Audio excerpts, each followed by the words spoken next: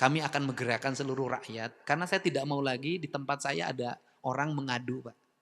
Kalau ada orang mengadu ke tempat saya, berarti kepala desanya tidak berfungsi.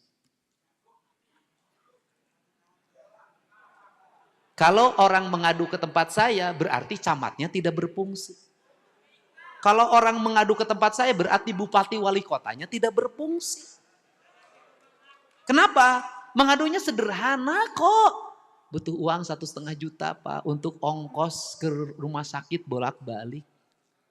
Berangkatnya dari Indramayu, berangkatnya dari Cirebon, dari Tasik. Berapa ongkosnya?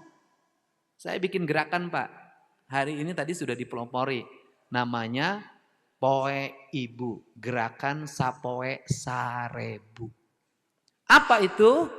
Tiap warga harus nyimpan uang di depan rumah tiap pagi, dipupul oleh RT, RT nunjuk bendaranya dikumpulin, nanti di kantor desa dikumpulin, di situ ada ruang pelayanannya khusus untuk ngurusin warga yang dua kesulitannya, masalah sekolah dan kesehatan dua saja. Seluruh kantor di seluruh provinsi Jawa Barat nanti akan ada ruang pelayanannya.